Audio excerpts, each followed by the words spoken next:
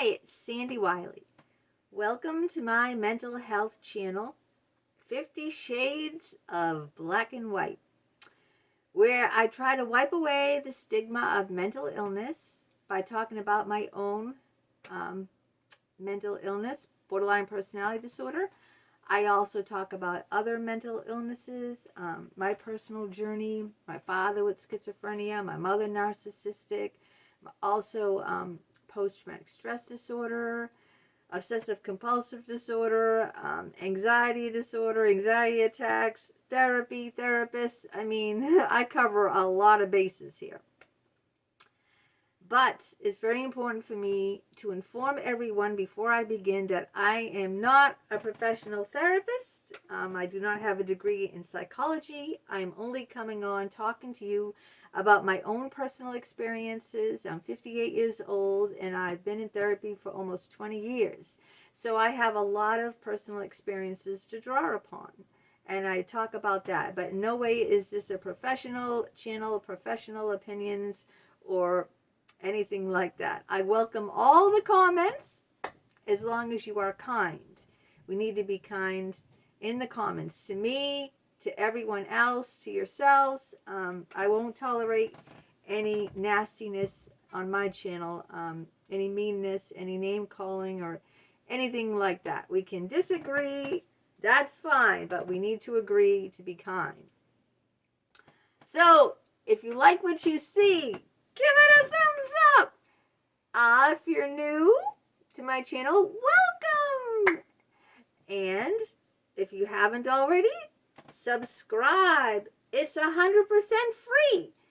And we're all here just to help one another and try to bring out the open, get out of the closet about mental illness. You know, so many people, think it's taboo. And so today's video is very fitting for that very same reason. Is I'm going to talk about the positive traits of having borderline personality disorder. Now, don't go saying positive traits. There are none. They are. See, everyone gives a negative stigma to mental illness, number one. Number two, to this mental illness in particular, borderline personality disorder. A lot of psychologists won't even go near a patient with this. A lot of them have kicked me out of therapy or taken advantage of me when they found out I was a borderline. Either they, took advantage of me or they kicked me out saying they cannot deal with a patient with that disorder. But I think it's really a shame because today this video is all positive. I'm going to talk about the positive aspects for me of having borderline personality disorder. Now, everybody's different, okay? There is no cookie cutter, characteristics. What I think is positive for borderline, for me, you might say, are you crazy? I'm not like that. All right, that's you. And you can tell me in the comments. Tell me in the comments. We don't, we're all different. That's what makes the world go round. We're all different. We're all unique. So one of the positive aspects of being a borderline for me is I have much more empathy toward people than people who are not borderline. Why is that? Because I'm hypersensitive to everyone's moods, their look, their tone of voice, their body language. I read body language. I'm very big. How many people are big on body language? Because body language, we're not even aware of it. When I look at these videos, I see, I look at how I am, and I'm always using my hands. I'm Italian. And I'm also always playing with my hair. That might be a sign of insecurity. I'll have to look that up. But if I Google body language playing with your hair, it probably has to do with insecurity. I don't know. I haven't looked it up yet. But after this video, I think I will. But for me, I'm much more aware of people's moods. I have much more empathy for them because I'm hyper alert about how they're behaving. Their tone of voice, their facial expressions, their body language, like this, for instance, if I do like this, that's closed body language. See, I'm blocking my core parts, my heart, I'm blocking. If I'm like this with hands open, palms open, that's open body language.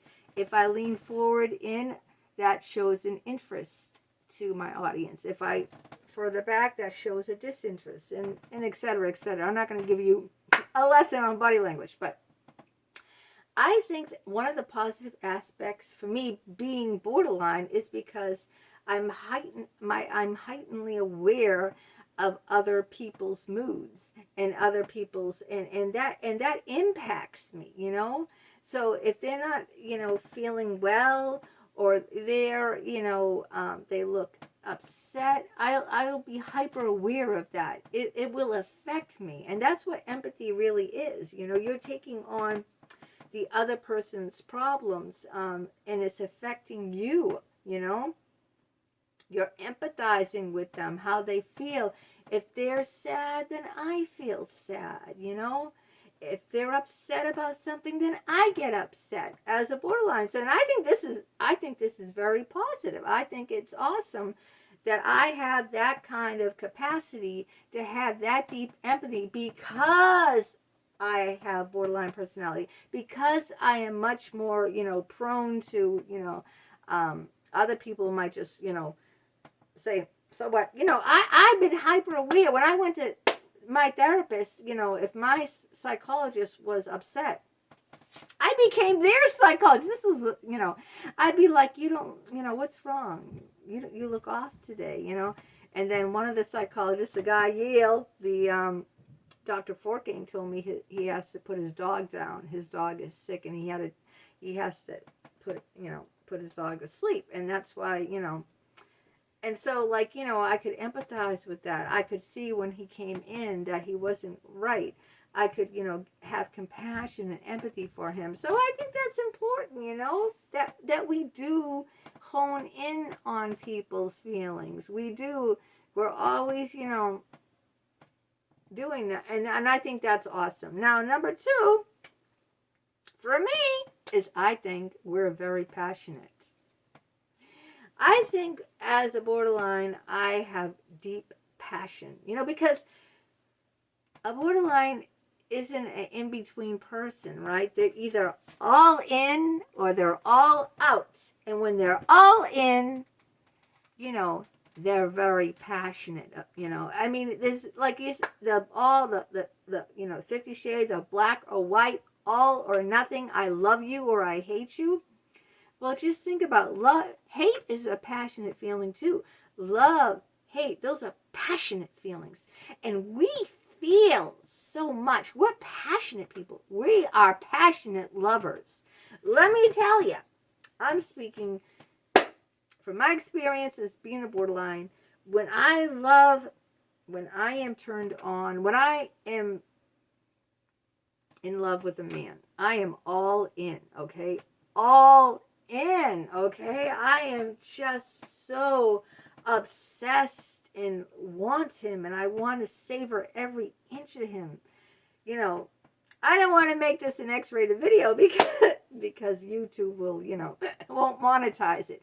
But what I'm trying to say here is another positive aspect, characteristic of being a borderline to me is being a passionate woman. You know, because when I feel intensely. You know, it's not half-assed, you know, it is like all consuming. And that makes for a great lover, okay? So I think that's a positive sign, don't you? That we, you know, at least for me, a lot, because we feel intense, you know? And when we're in love, we feel intense and we want to devour. We want to devour our lover. Okay, enough about that. What is a third positive characteristic of being a borderline to me is I think that we're great risk takers. Now, risk takers always get a bad rep, right? Like, of course, you know, driving drunk or taking, sleeping with, having sex with a complete stranger that you don't know nothing about. I mean, there are bad risks, but then there are good risks. So, as a risk taker, I think that it can be a positive thing. Everyone looks at it like it's a negative thing, but but it's not always negative, you know? A lot of people hem and haw and are afraid to take risks. But because of the impulsiveness that I have as a borderline, I have that borderline impulsiveness. A lot of times the risk taking is good, that I will jump in, like with buying my house, you know, I'll see something and I'll be all over that, you know, and I bought a beautiful single house on a dead end street. But, you know, when I see something and I like it, I want to jump all over it. And you know, someone else would be hesitant. And then if they're too hesitant, they could lose the chance. See what I mean? So a risk taker, there's positive attributes to being a risk taker, okay? Not just negative ones. I mean, people think, you know, it's always negative, but it isn't. I think taking risks, you know, we make bolder decisions by taking risks. Some people are too intimidated to do something, and because we're in so, you know, because I'm so impulsive, I'll jump right in. Everything was shut down, and there was only a couple places open in 2020 because of COVID. That was before the vaccine. And Aruba, beautiful Caribbean island. But no one was going because, you know. But I went to Aruba. They were open. Very few places were open. Most countries were shut down. So as soon as, you know, something was open, I went, and the whole hotel was practically deserted. There was like a handful of people there. Like, I had the bar to myself. I had the pool to myself. There was other people there, but usually the place is jam-packed. I mean, wall to wall. You can't even move in the pool. And the beach is jam-packed. But imagine being on a tropical island like Aruba. White sand, turquoise waters, warm, so warm. And like practically having the whole place to yourself.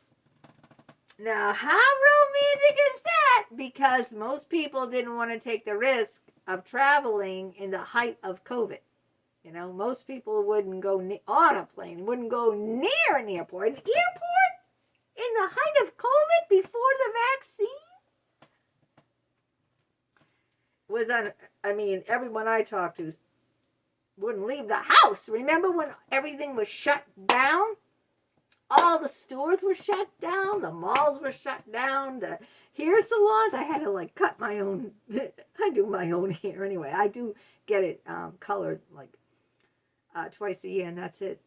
The rest of the time, I cut my own hair. I style my own hair. But, you know, but because I said, you know what, I want to do it. And, you know, I impulsively said, I took the risk. I said, I don't care. COVID, doesn't matter. We were forced to wear a mask on the plane. We were forced to wear a mask in the restaurant, except when we're eating. I mean, they had to take our temperatures every time we went in the restaurant. That little thing. Beep. Okay, you're normal. Go in with your mask. I mean, but I didn't let it stop me. Someone else would say, I'm not going now. You know what? I'm going to wait till COVID is over. I didn't know when COVID was going to be over. Who knew? You know? I was going, and I had a ball. I had a blast, you know? So it's things like that, you know, that impulsiveness, that willing to take risks, that can be a positive thing. So I wanted this video to be very positive. I wanted, you know, people that do have this mental illness, and people who, you know, are with people who have this mental illness, to see that, you know, it's not all just negative and bad stuff. We get a bad rep. I think borderlines get a bad rep, and it's not all about that, you know. I think that, you know, we have great empathy. We can really, you know, read a person, you know, feel for a person. We're very passionate when we love you, you know, when we're attracted to you, you know, we just, you know, we're great lovers. We're great lovers because we're really all in. We're all in. See what I'm saying? And I think we're risk takers. We're bolder. We make bolder decisions. We take chances. And they're not all bad risks. They're not all bad chances. Some of them are awesome, you know? So, you know, give yourself a pat on the back. Give yourself a nice warm hug. And, you know, it's not all bad, mental illness. There's a lot of positivity, a lot of positive traits, you know, that can, you know, I think be great attributes in a relationship with someone like us. You know, don't write yourself off and say, because I'm borderline, you know, I don't want to get involved with this or that, you know, or people aren't, you know, going to be not going to like me, or I'm going to hurt people. You know what? I think that you're lovable. I think you are very, very lovable, and you have a lot of passion. You're intense. You are intelligent. You are loving. You are creative. You are an awesome person. And that's all I'm going to say. Until next time.